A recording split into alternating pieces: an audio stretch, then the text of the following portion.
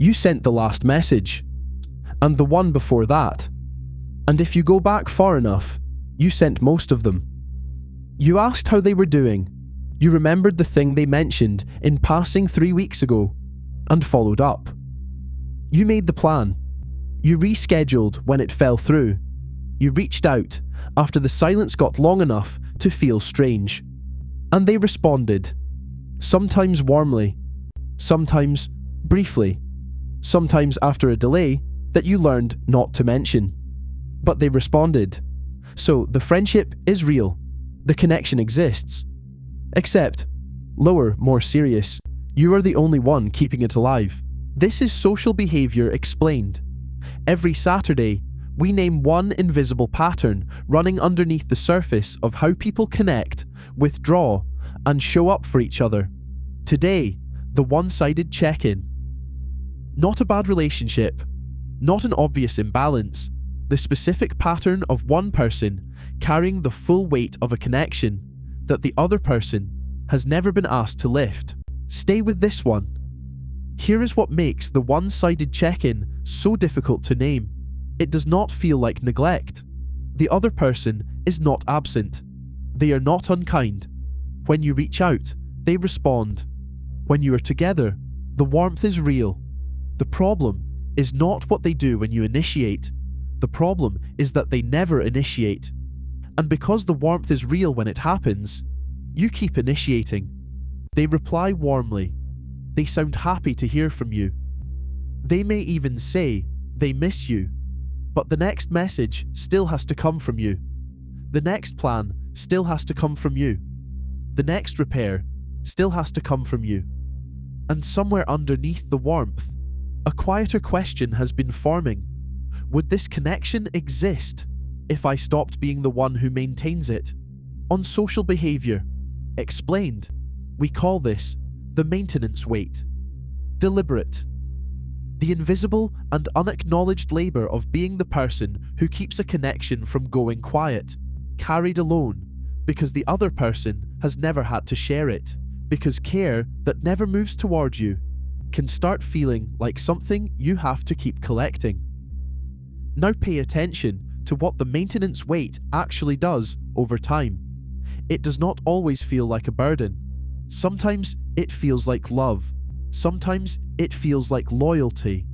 Sometimes it feels like being the kind of person who shows up and taking quiet pride in that even.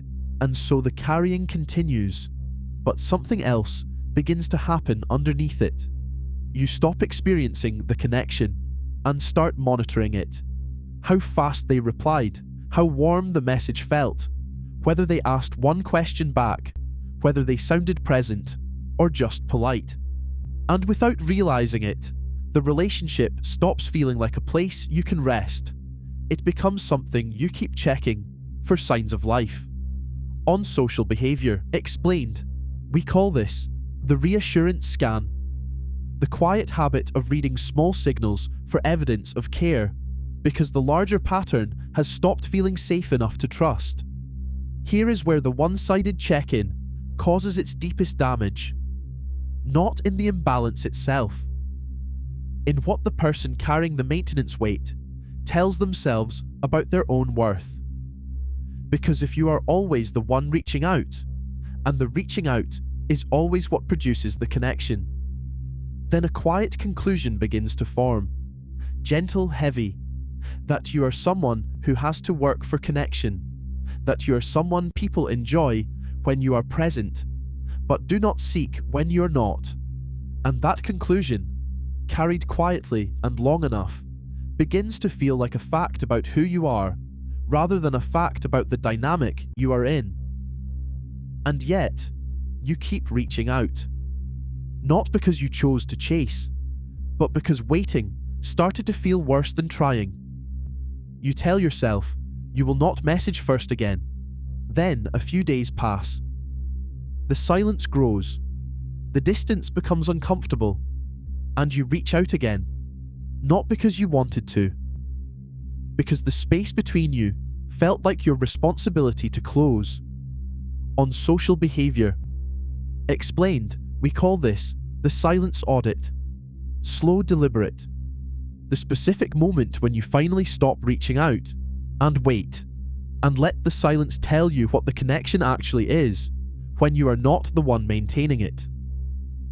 The silence audit does not always confirm the worst. Sometimes someone reaches out. Sometimes the imbalance was circumstantial, a difficult season, a distracted period, something real that was never explained. Sometimes the silence breaks quickly and honestly, and the conversation that follows changes something. But sometimes the silence holds, and the holding of it is the answer. Not a cruel answer, not a deliberate one, just an honest one. The connection was maintained by you. When you stopped maintaining it, it returned to what it actually was, which was not nothing, but was not equal either. So what do you do with all of this? Not a confrontation, not a withdrawal designed to prove a point. Because the one-sided check-in does not resolve through testing. It resolves through one honest question. If I stopped maintaining this connection, would it still move towards me? Not perfectly, not every time, but in any real way. Would they notice? Would they reach? Would they repair? Would they make room for me without needing to be reminded that I exist? Because mutual connection does not mean equal effort every single day. Some seasons are uneven.